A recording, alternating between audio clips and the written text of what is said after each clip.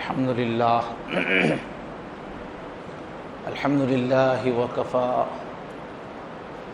وسلام على عباده الذين اصطفى أما بعد قال الله تبارك وتعالى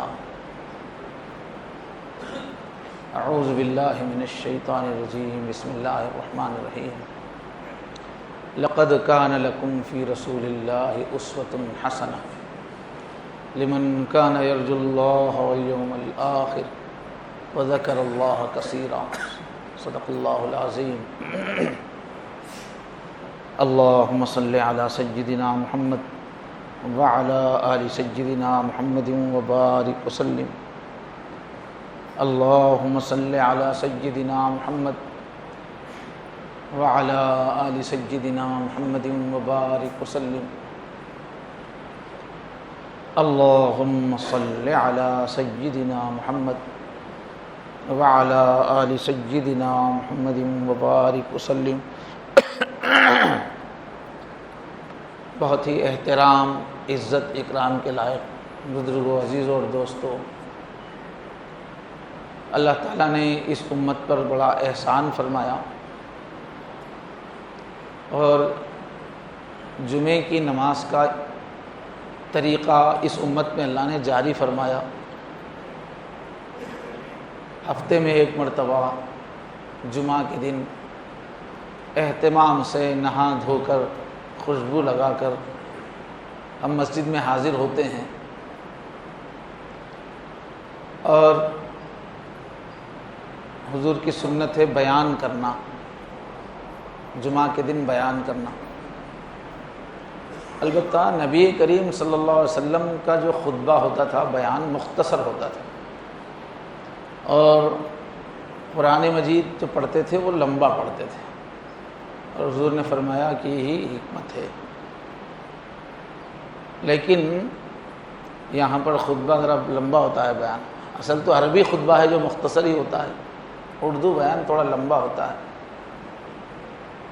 اس کی وجہ یہ ہے کہ حضور کی تو مستقل ہمیشہ ہی یہ عادت اور سنت تھی کہ لوگوں سے جب بھی آپ ملنے جاتے تھے، ملاقاتیں کرتے تھے، دین کی دعوت پیش کرتے تھے، اس میں بھی اللہ کے نبی اپنی بات نہیں کرتے تھے، قرآن ہی پڑھتے تھے۔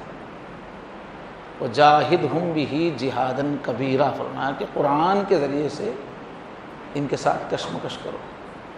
تو حضور لمبا لمبا سورہ ہی پڑھتے تھے ملاقات کے لیے جب جاتے تھے۔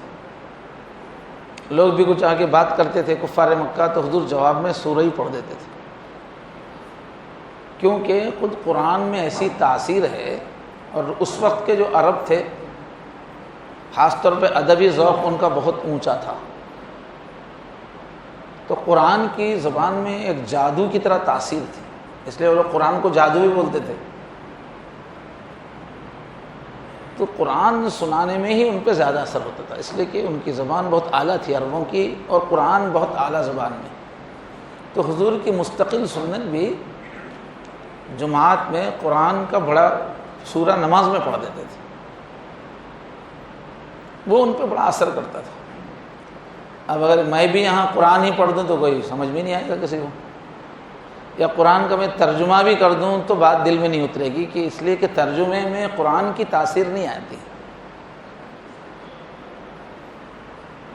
اور پھر وہ لوگ عرب ویسے بھی چند جملوں میں بات کرنے کے عادی تھے، چند جملوں میں، اور آج کل ہم لوگوں کو لمبی بات کرنے کی عادت ہے اپنی زندگی میں بھی، تو جب تک کوئی بات کھول کر سمجھائی نہ جائے اس وقت تک اثر نہیں ہوتا، ذہن متوجہ نہیں ہوتا۔ اور پھر وہاں حضور کے پاس روزانہ کلاسز چلتی تھی، روزانہ ہی وہ لوگ 11 بجے تک مسجد میں رہتے تھے، پھر عصر سے رات تک رہتے تھے، روزانہ ہی دین سیکھتے تھے۔ تو کچھ جمعہ کے دن ہی سیکھنا نہیں تھا ان کے لیے، جمعہ کے دن تو لوگ دور دور سے آتے تھے، عید کی طرح سے ہوتا تھا۔ اور یہاں چونکہ جمعہ میں ہی لوگوں کا تھوڑا بہت وقت لوگ نکالتے ہیں، اس لیے جب دین سکھانے کی نیت ہو تو تفصیل سے تھوڑا ایک موضوع کو بولنا پڑتا ہے۔ تو بہرحال یہ لمبا خطبہ، اصل میں تو عربی خطبہ تو ہمارا مختصر ہی ہوتا ہے، اور یہ جو اردو میں بول رہا ہے یہ سرکاری خطبہ نہیں ہے، یہ خانگی ہے، اس کا شمار نہیں ہے اس کا۔ یہ تو گویا پہلے بیٹھ کے کچھ دین سمجھانے کی محفل ہے، اصل خطبہ عربی کا ہی، وہ تو بہت مختصر ہوتا ہے۔ تو ضمناً آ گئی، کوئی بول سکتا ہے کہ حدیث میں تو ہے کہ خطبہ مختصر ہو اور نماز کی تلاوت لمبی ہو، یہ افضل ہے، پھر آپ ایسا کیوں کرتے ہیں؟ تو تھوڑی وضاحت کر دیا۔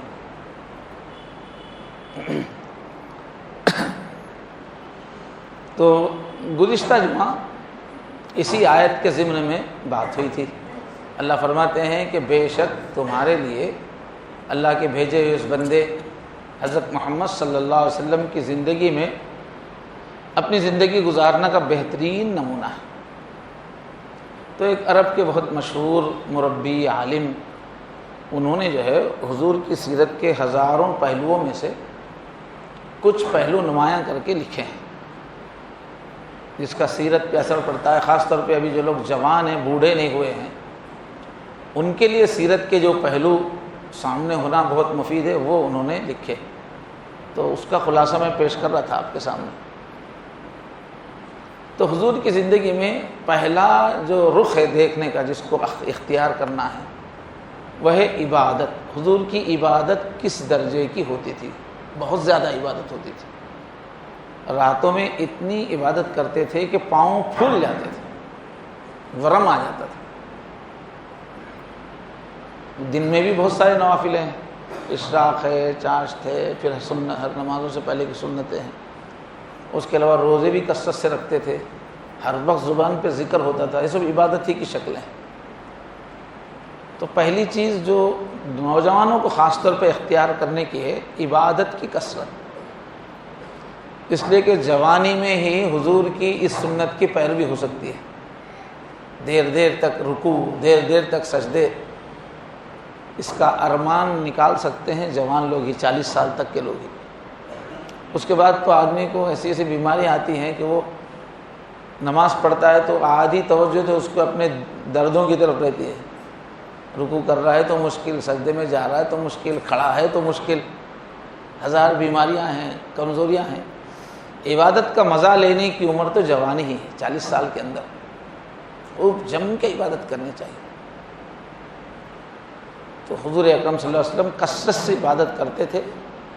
ہم لوگوں کو ضرور یہ پہلو اختیار کرنا چاہیے، عبادت ہی سے زندگی کے اور تمام شعبے زندگی میں آتے ہیں۔ عبادت ہی کمزور پڑ گئی تو ختم، اب دوسرے دین کے پہلو پھر نہیں آ سکتے۔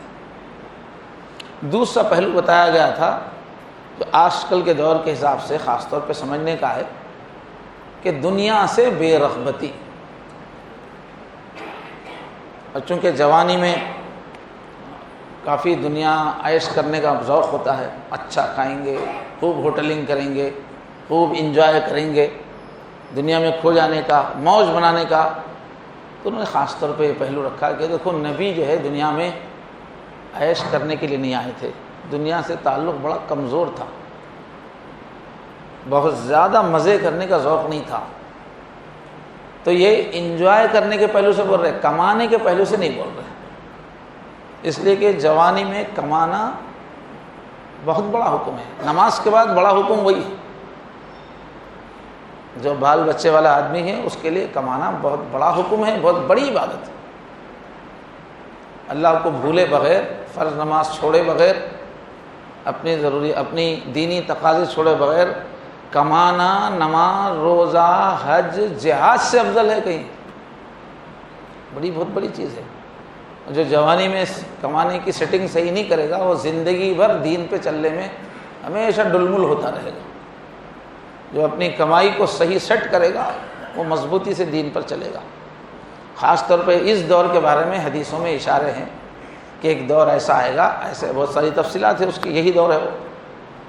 فرمایا کہ آدمی کی دین کی حفاظت درہم اور دینار سے ہوگی، جو اپنی ضروریات کے برابر کمائے گا وہی دین پر چل پائے گا،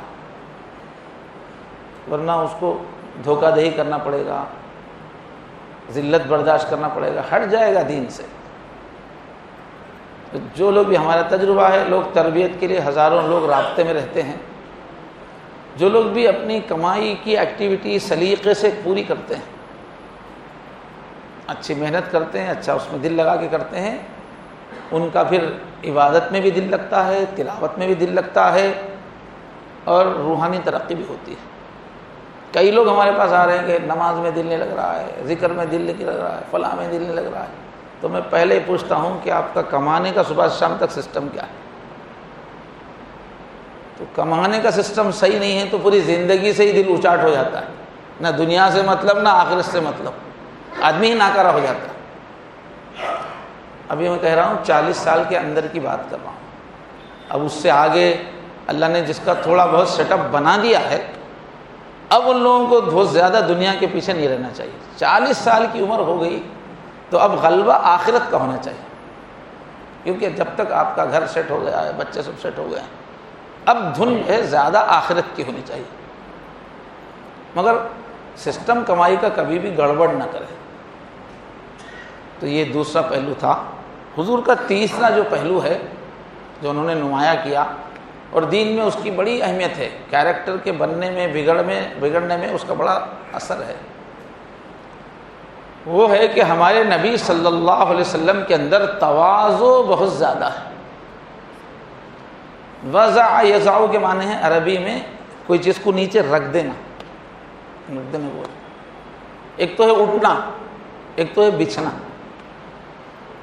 تو اسی کو باب تفاعل میں تواضع کا مطلب ہے ارادہ کر کے، تکلف کر کے اپنے آپ کو نیچے کرنا، اوپر اٹھانے کے بجائے عاجزی اختیار، اپنے اردو میں کیا ہے اس کو عاجزی کہتے ہیں، عاجزی، انکساری، اپنے آپ کو کچھ نہ سمجھنا، اپنی رویے سے بھی، اپنی گفتگو سے بھی، اور اپنی چال ڈھال سے بھی یہ سمجھ میں آئے کہ یہ آدمی اپنے آپ کو کچھ نہیں سمجھتا، بڑا نہیں سمجھتا، قابل نہیں سمجھتا، دوسروں کی عزت اس کے دل میں زیادہ ہے، اپنی عزت کا اس کے اوپر غلبہ نہیں ہے، دوسروں کی عزت ہے اس کے اندر۔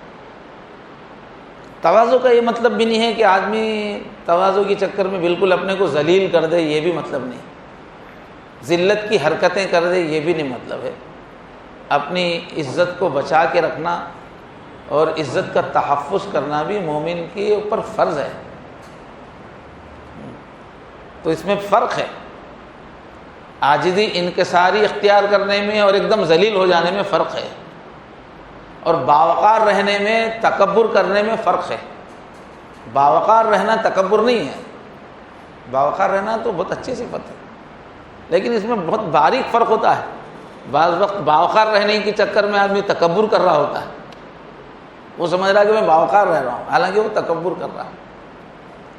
تو بہرحال یہ عاجزی حضور کی خاص صفت تھی، اور جس کے دل میں بھی اللہ کی بڑائی کا جب دھیان بڑھ جاتا ہے، اللہ کتنے بڑے ہیں اس کی طرف توجہ رہتی ہے جس آدمی کی بھی، اس کے اندر نیچرلی فوراً اپنی عاجزی آ جاتی ہے۔ اللہ کی بڑائی یاد رہنے سے اپنی بڑائی کی دھن نہیں رہتی اس کو، میں تو ناکارہ ہوں،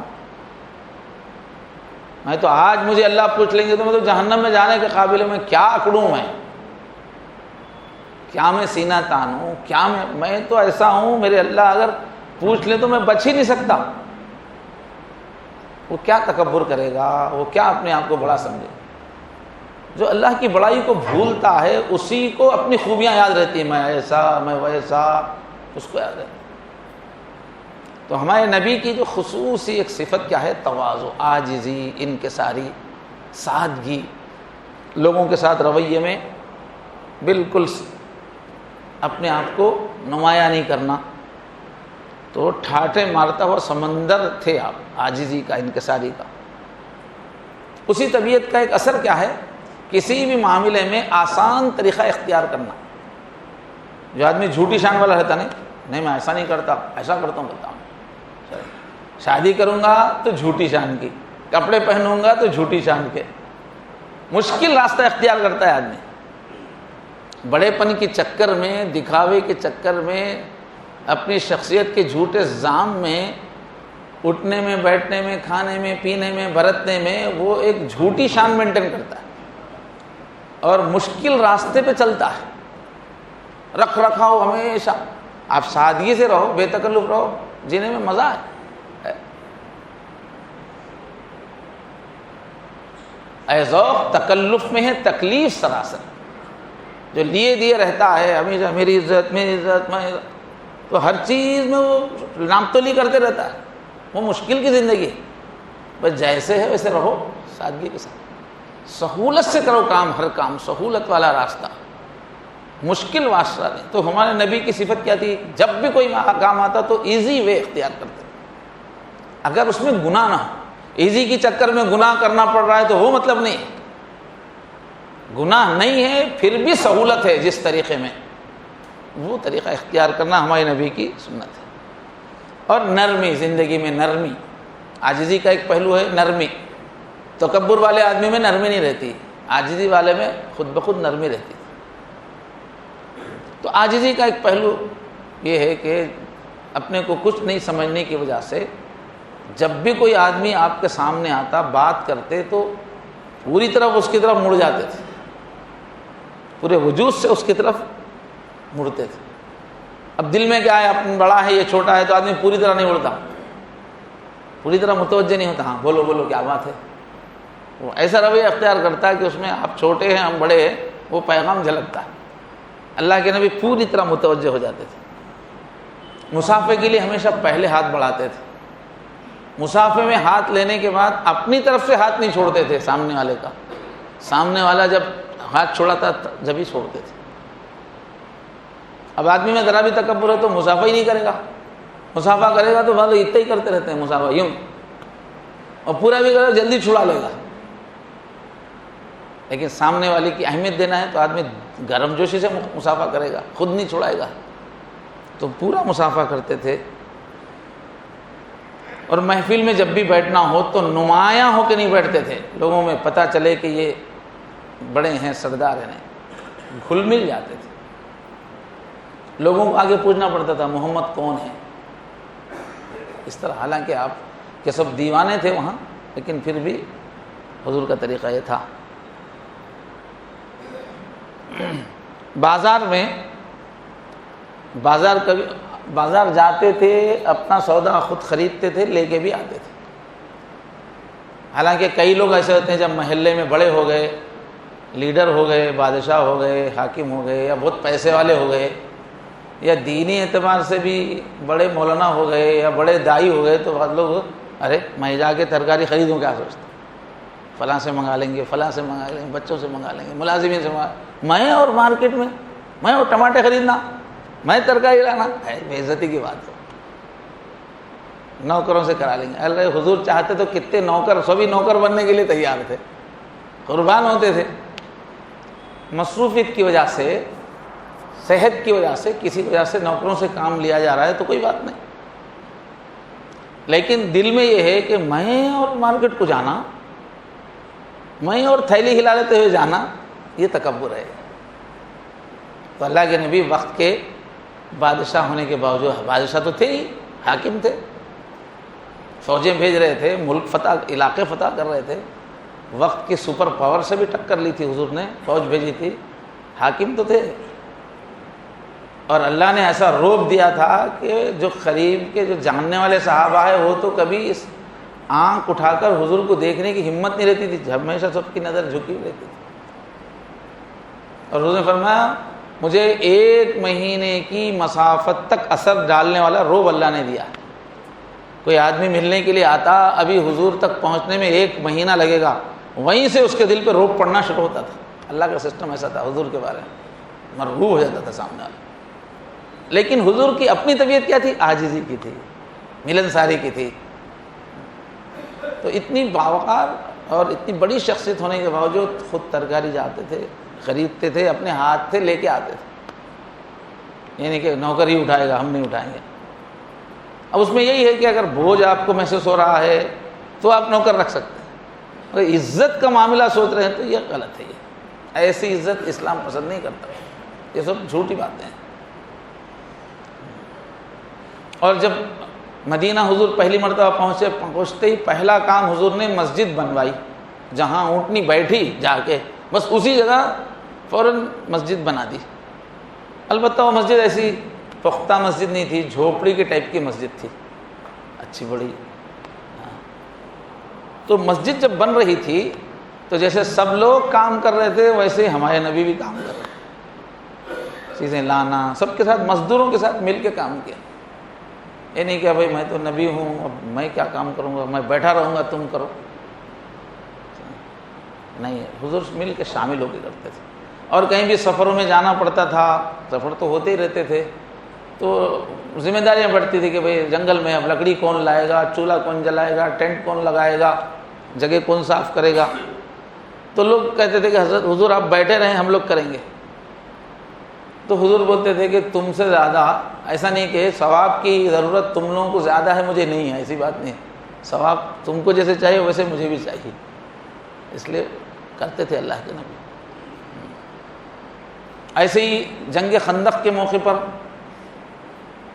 ایک ترکیب استعمال کی گئی کہ جس طرف سے کفار کی فوج آ رہی، مدینہ کے اطراف ایک خاص حصے میں خندق کھودی جائے، گڑھا کھودا جائے، جگہ بہت سخت تھی وہ، تو بانٹ دیا گیا تھا کہ ایک ایک آدمی کو اتنے گز زمین کھودنا ہے خندق۔ تو حضور نے اس میں بھی حصہ لیا، اپنے ہاتھ سے خندق کھودنے میں شامل ہوئے، بلکہ ایک چٹان ایسی آئی وہ کسی سے پھٹ نہیں رہی تھی، سب پورے پہلوان آ کے اپنا زور دکھا کے چلے گئے تھے۔ تو پھر حضور کے پاس آئے لوگ، آپ نے 3 ہی ضرب میں اس کو چورا چورا کر دیا۔ تو خیر وہ تو طاقت کے اندر بات آئے گی۔ وہ ایسے ہی کوئی بھی آپ کو بلاتا اپنے گھر، غلام ہو، عربوں کی سوسائٹی میں غلام کو تو آدمی ہی نہیں سمجھتے تھے پہلے، وہ بھی ایک قسم کا جانور ہے سمجھتے تھے اس کو، محنت مزدوری کا، عزت ہی نہیں تھی۔ لیکن حضور کو کوئی غلام بھی اپنے گھر بلاتا، کوئی باندی بھی گھر دعوت دیتی تو حضور چلے جاتے تھے، یعنی کہ میں اور اس کے گھر جا کے کھاؤں گا۔ اور جب کسی سے کوئی غلطی ہو جائے، کچھ کمی ہو جائے، آدمی سامنے والا عذر کر رہا تھا، نہیں ذرا یہ مجبوری تھی، یہ مجھ سے بھول ہو گئی تھی، یہ چیز ہو گئی تھی، عذر کوئی کرتا تو حضور فوراً مان لیتے تھے، ٹھیک ہے ٹھیک ہے، جی جی۔ اب جن لوگوں کے دل میں تواضع نہیں رہتی، ذرا تکبر رہتا نا، وہ لوگ سامنے والے کا عذر جلدی قبول نہیں کرتے۔ غلطی کرے کیسا جی، تم کرنا برابر ہے، معافی مانگنا برابر ہے، کرنا برابر ہے، عذر کرنا برابر ہے، کیوں کیا غلطی؟ ایسا کرتا ہے آدمی، تکبر والا آدمی۔ لیکن حضور میں آج کوئی بھی عذر کرتے، ٹھیک ہے معاف کر دیں۔ کئی جگہ پر منافقین کھلی بدماشیاں کرتے تھے، آ کے حضور کے سامنے معافی مانگتے تھے، حضور آسانی سے معاف کر دیتے۔ تو طبیعت ایسی تھی۔ اب گھر میں ہیں تو اپنے کام کر لیتے تھے، کپڑوں کو پیون لگا لیتے تھے۔ خیر آج کل تو پیون کا زمانہ نہیں ہے، آدمی پھٹ جاتا ہے مگر کپڑے نہیں پھٹ جاتے، آج کل کے پیسے سے کپڑے ایسے ہیں۔ پہلے کاٹن کے روئی کے رہتے تھے، جلدی پھٹ جاتے تھے 4 دن میں۔ تو حضور کیا کرتے تھے، خود ہی کپڑے پیون لگا لیتے تھے۔ کبھی جوتا ہے اس میں ٹاکے ڈالنا ہے تو خود ہی ڈال لیتے تھے، یہ نہیں کہ موچی ہی کرے گا میں کیوں کروں گا۔ ہاں ایسے ہی گھر کا کام کاج بھی کر لیتے تھے ضرورت پڑنے پہ۔ یہ عاجزی کا اثر تھا، یہ نہیں کہ میں گھر کا کام کروں گا ہی نہیں۔ مگر اس کا یہ مطلب بھی نہیں ہے کہ آپ کی بیگم صاحبہ پورا کام آپ کو لگا رہے اور یہ حدیثیں دلیل میں دے رہے تو چلنے کی نہیں ہے۔ کبھی کبھی ساتھ دیتے رہنا عاجزی ہے، لیکن گھر کا کام بیسیکلی عورتوں کا کام ہے۔ کہیں نئی تعلیم پا کے وہ لوگ کہیں یہ حدیثوں سے استدلال کریں گے تو حضور نے حضرت فاطمہ کی شادی کے بعد کام تقسیم کیا، باہر کے کام علی کو لگائے، گھر کے کام حضرت فاطمہ کو لگائے۔ عورت کی عزت ہے، عورت کی شان ہے، عورت کی وجود ہے گھر کے کام سے، گھر کا سکون عورت سے۔ مگر مرد آدمی کو وقت ضرورت بالکل حصہ لینا چاہیے، بالکل یہ نہیں بولنا چاہیے کہ میں مرد آدمی ہوں یہ نہیں کروں گا۔ تو اللہ کے نبی سے اللہ نے فرمایا تھا وَخْفِضْ لَهُمْ وَخْفِضْ جَنَاحَكَ لِمَنِ اتَّبَعَكَ مِنَ الْمُؤْمِنِينَ، کہ اے نبی جو آپ کے پیچھے پیچھے چل رہے ہیں ایمان والے، ان کے آگے آپ بچھ جائیے، نبی بچ جائیے لوگوں کے سامنے۔ یہ تعلیم جو اللہ کی تھی اس پہ حضور پورا عمل کرتے تھے کہ اطراف والوں کے سامنے تکبر نہیں، عاجزی کا معاملہ۔ قرآن مجید میں عباد الرحمن، اللہ نے ایک جگہ پیار سے رحمان کے بندے کیسے ہوتے ہیں پورا نقشہ کھینچا، تو سب سے پہلے نمبر پہ ہی کہا وعباد الرحمن الذین یمشون علی الارض ہونا. رحمان کے بندے کون ہیں؟ جو زمین پر عاجزی کی چال چلتے ہیں، تکبر کی چال نہیں.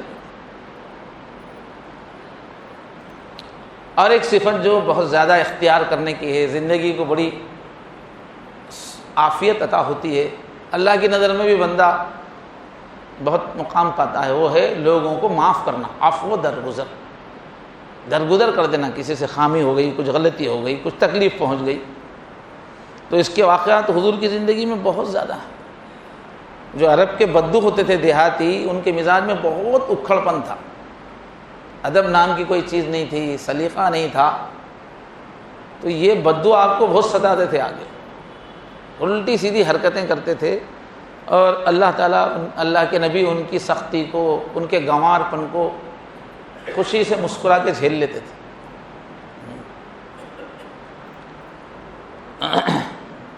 اور سب سے زیادہ جو آپ کے درگزر کا مظاہرہ ہوا وہ مکہ فتح جس دن ہوا، اس دن انسانی تاریخ میں ایسی مثال نہیں مل سکتی کہ فتح مکہ میں حضور نے ایسی حکمت اختیار کی، اتنی زیادہ پلاننگ کی.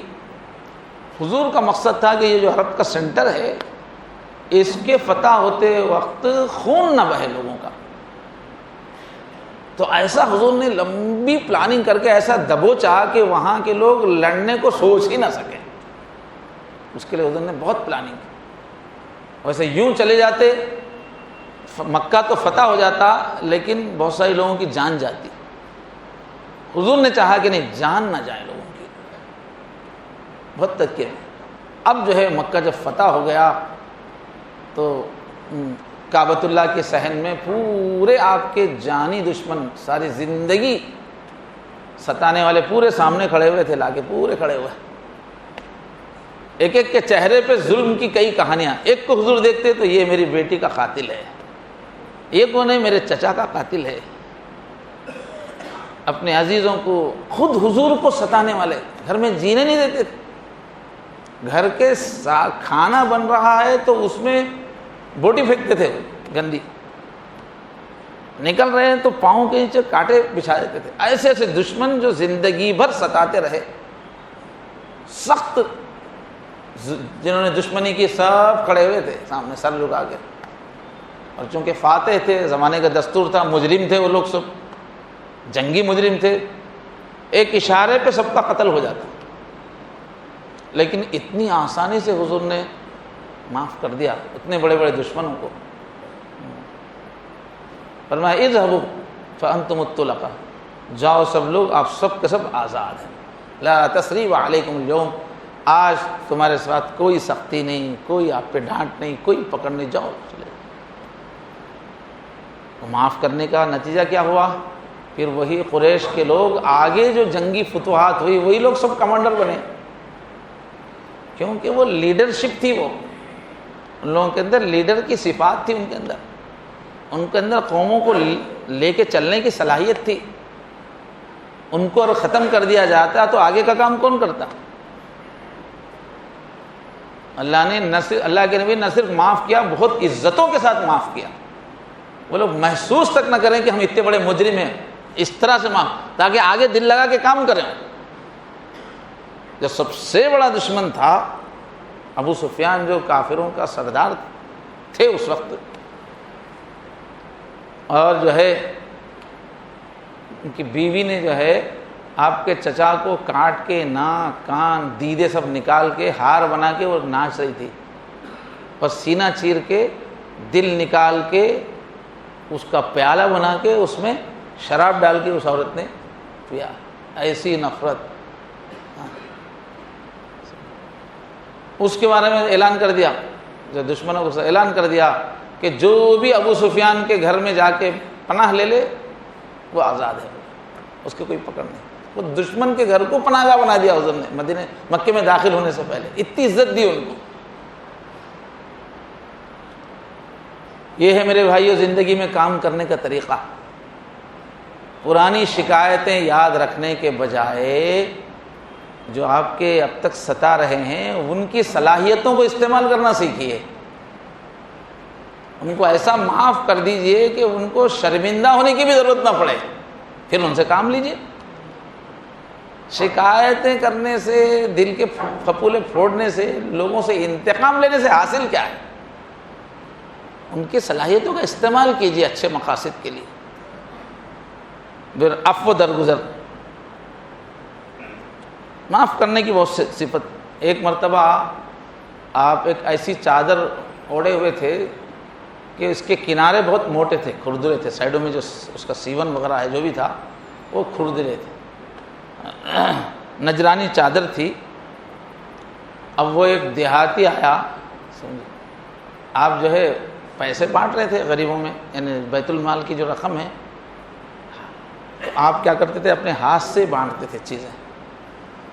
تو وہ دیہاتی کیسے تھے، ایک سے بڑھ کے ایک دیہاتی آیا، اس نے آ کے پیچھے سے زور سے اوڑی ہوئی چادر کھینچی، اتنی زور سے کھینچی کہ وہ چہرے پہ، وہ جو بدن ہے، بدن کے اوپر زخم آ گیا، نشان آ گیا۔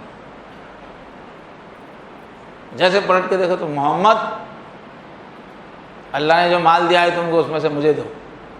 وہ ایسا آ رہا جیسے مانگنے نہیں آ رہا، دینے آ رہا بولے سے، حالانکہ مانگنے کے لیے آ رہا۔ تو مانگنے کا طریقہ عاجزی کا ہوتا ہے، اس طرح زبردستی جو ہے کھینچ کے ڈانٹ کے تھوڑی کرنا رہتا، مگر وہ جاہل لوگ تھے۔ وہ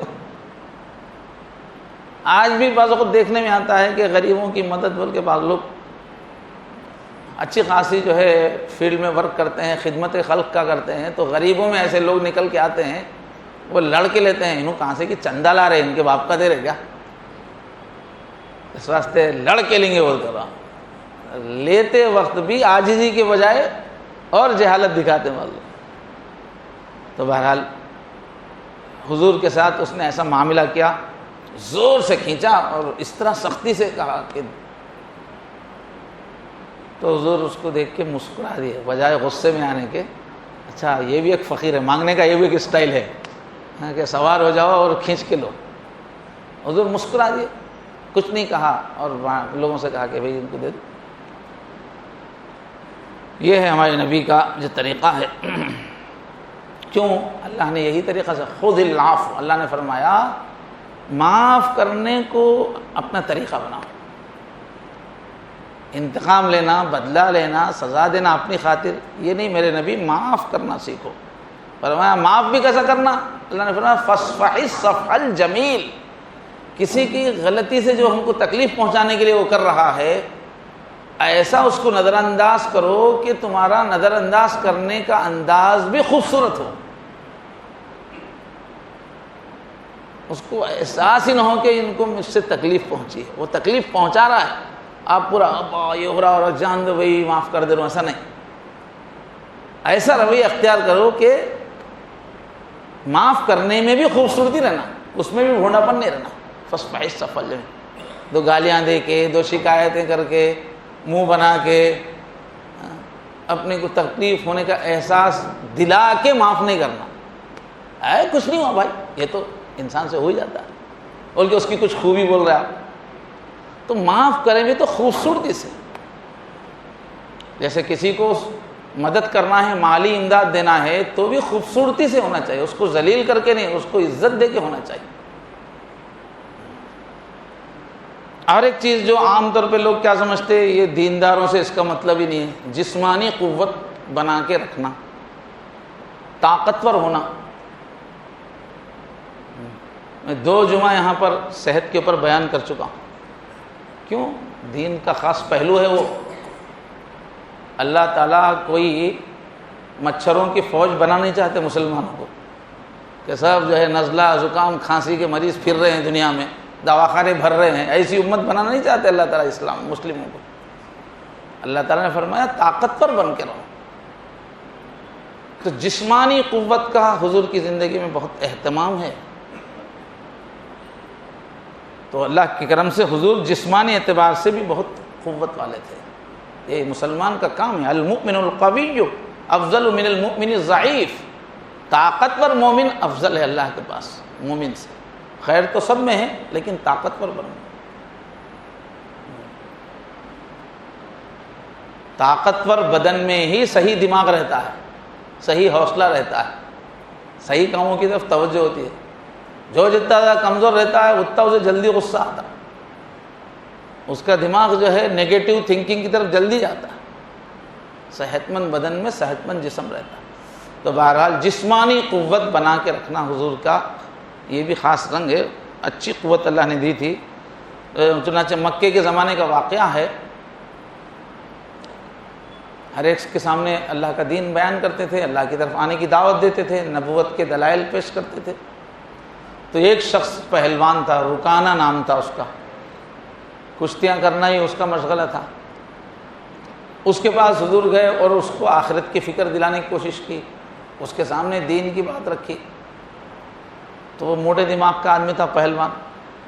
وہ بولا یہ سب آپ کے باتیں میرے کو سمجھ میں نہیں آتی، یہ باریک باریک باتیں کیا ہے میرے کو نہیں معلوم، میں ہوں پہلوان، لڑنے آتا مجھے، اگر آپ میرے نبی ہے تو میرے سے لڑ کے مجھے کشتی میں شکست دیں، تو مان لوں گا اللہ کے نبی ہے، میں تو یہی زبان جانتا ہوں۔ تو اس نے جیسے ہی لڑنے کے لیے کہا، حضور فوراً تیار ہوئے اور چٹکیوں میں اٹھا کے اس کو پٹک دیا۔ وہ حیران ہو گیا، ارے ان سے کیا توقع ہے، حیران پریشان، نہیں میں ہوش میں نہیں تھا، میں تیار نہیں تھا، اب اچانک اٹھا کے پٹک دیے، نہیں تھا، ٹھیک ہے دوسری مرتبہ سنبھل کے، وہ سنبھلنے میں تھا، پھر پٹک دیا اس کو اٹھا، نہیں میں اب بھی جو ہے ایسا تھا، وہ بہانے کرنے لگا۔ تو چل ٹھیک ہے، تیسری میں پوری طرح ریڈی ہو جاؤ، پھر تیسری مرتبہ اٹھا کے پٹک دیا تو اس نے کلمہ پڑھ لیا۔ تو ایسا اپنے کو پٹکنے بھی آنا، خالی بکری کو منمنانے کا اتنا میرا دیندار کا، ہمیشہ عاجزی بات، ہمیشہ درخواست کرتا ہوں، عرض کرتا ہوں جگہ، عرض بھی کرنا، فرض بھی کر دینا اس کو۔ تو طاقتور ہونا چاہیے مومن کو، ضرورت پڑنے پہ استعمال ہو۔ شروع سے ہی جو ہے ذرا مدرسے والے جو رہتے نا، آپ لوگ بولنا مدرسے والوں کو اچھا پیسہ دے کے بچوں کو اچھا کھلانا بولنا۔ یہ عالم لوگ ہم لوگ مدرسوں سے پڑھ کے آتے نا، وہاں کیا ہے کھٹا کھا کے آتے ہیں۔ تو دین کے خادم طاقتور بننا، اس کا بھی خیال رکھنا، مگر طاقتور کا مطلب کھانے سے نہیں بنتا آدمی طاقتور، آدمی محنت مشقت کی سادگی کی زندگی سے بنتا۔ تو بہرحال جسمانی طاقت رکھنا ہمارے نبی کا خاص وہ بھی ذوق ہے، نوجوانوں کو سمجھنے کی چیز ہے یہ چیز۔ جنگ احد میں اللہ کے نبی چونکہ کمانڈر تھے تو زیادہ وقت کمانڈنگ میں ہدایت دینے میں لگتا ہے، خود سے ہاتھ سے کسی کو مارنے کی نوبت کم آتی، لیکن ایک ابن قمیہ نام کا ایک کافر وہ اوپر ہی آ گیا ایک دم دوڑ کے، سیدھا حضور کو ہی مارنے کے واسطے آ گیا وہ سیدھا۔ تو اللہ کے نبی نے کیا، ایک چھوٹا نیزہ لے کے خالی جو پھینکا، اس کو نیزہ لگا تو وہ گھوڑے سے گر کے لڑکیاں کھاتا ہوا چلا گیا، لوٹ پوٹ ہوتا۔ تو ایسا معمولی ہاتھ نہیں تھا، زوردار ہاتھ تھا۔ ابھی عرض کیا نا کہ جنگ خندق میں ایک چٹان ایسے آئی، کسی سے وہ ٹوٹ نہیں رہی تھی، تو لوگ کہاں ہیں، حضور کے پاس ہی ہیں، چٹان آ گئی ہے، پھر ادھر سے آئے گا دشمن۔ حضور نے 3 مرتبہ جب اس کو مارا تو وہ چورا چورا ہو گئی۔ معجزہ بھی تھا لیکن جسمانی قوت بھی تھی اللہ کے نبی صلی اللہ علیہ وسلم کے اندر۔ تو کہتے ہیں کہ جنگ کی شدت میں جب بھی جنگ ہوتی تھی تو صحابہ کہتے ہیں کہ حضور کے قریب نہیں جاتے تھے ہم لوگ، اس لیے کہ حضور کے پاس جانا وہ طاقتور لوگ ہی مارا سکتے تھے۔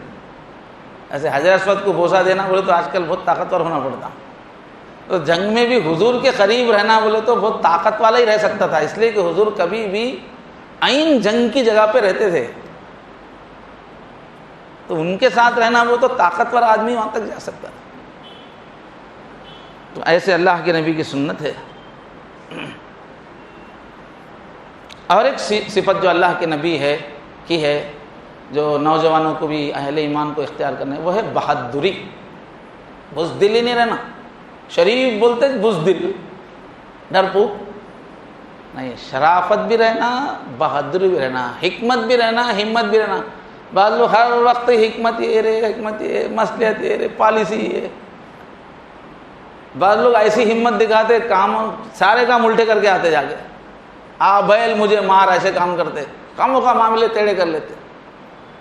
تو نہ تو ایسی اندھی ہمت ہونا، نہ تو ایسی بوڑھی حکمت ہونا۔ حکمت بھی چاہیے، ہمت بھی چاہیے، ہمارے نبی کا طریقہ یہی تھا۔ چھوٹی عمر میں، حالانکہ حضور بہت باحیا تھے، بچپن سے ہی بہت حیا تھے. اب حیا والا آدمی ذرا دبا دبا رہتا، لیکن اللہ کے نبی حیا ایک طرف تھی، لیکن کفار کے مجمع میں بچپن میں بھی کھڑے ہو کے مورتی پوجکوں کے سامنے، خدا کی قسم مجھے بغض ہے تمہارے لات و عزا سے، بچپن میں حضور کہتے تھے. چھوٹے تھے مگر بہادری تھی، ڈرنا نہیں تھا. جب 17 سال کے تھے تو ایک واقعہ ہوا، سفر، تجارتی سفر میں لوگ جا رہے تھے تو ایک اونٹ جو ہے بفر گیا. یہ اونٹ عام حالات میں تو بہت صبور رہتا ہے، بہت صبر والا، ایک ایک مہینہ بغیر پانی پیے کے ساتھ دیتا رہتا ہے، بہت صبر والا جانور ہے. لیکن جس دن اس کا دماغ پھر گیا نا، پھر وہ قابو میں نہیں آتا، بہت غصیلا بھی ہے. وہ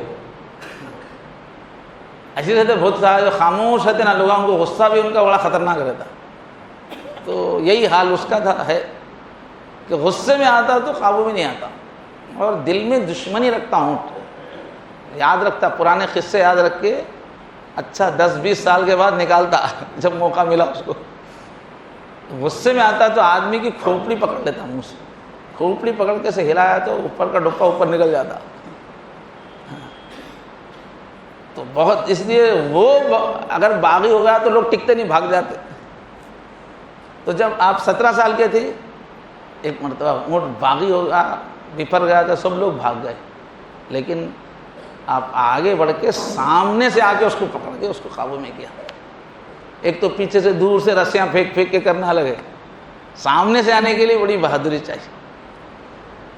یہ اللہ کے نبی صلی اللہ علیہ وسلم کی بہادری ہے. غزوہ حنین میں مکہ فتح ہونے کے بعد سب سے بڑا جو قبیلہ تھا وہ ثقیف کا تھا، بہت بڑی طاقت تھی ان کے پاس. تو اس کو فتح کرنے کے لیے گئے. تو ان کا جو کمانڈر تھا عوف بن مالک، بہت ہوشیار آدمی تھا. اس نے ایک ایسی جگہ پہ اپنی فوج کو چھپایا کہ جہاں دونوں اونچے اونچے پہاڑ تھے، بیچ میں باریک راستہ تھا. اب ادھر سے حضور کی فوج گزرنا لازم تھا آگے جانے کے لیے. جب ایسے باریک راستے میں فوج آئے گی، یہاں سے وہاں تک باریک ہو گئی فوج، اس میں پہاڑوں پر 20,000 تیر انداز چھپا کے رکھے ہوئے تھے.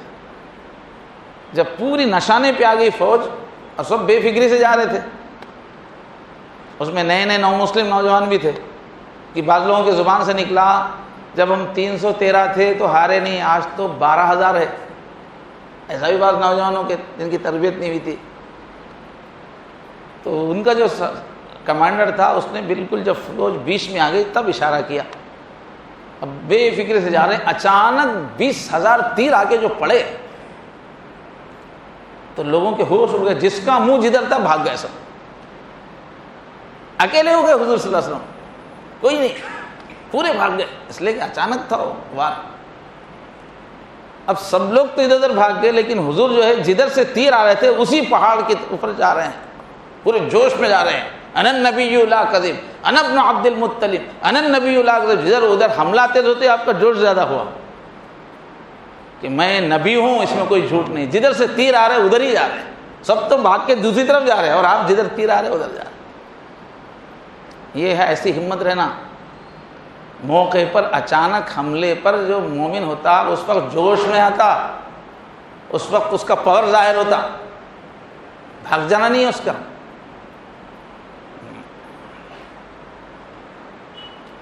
اب آخری چیز ہے، اتنی سب چیزوں کے ساتھ جو خاص خوبی کیا تھا، کوئی بھی معاملہ ہوتا تھا تو بڑی خوش اسلوبی سے، پوری ذہانت سے، پوری پالیسی سے، پوری پلاننگ سے پورے کام کرتے تھے.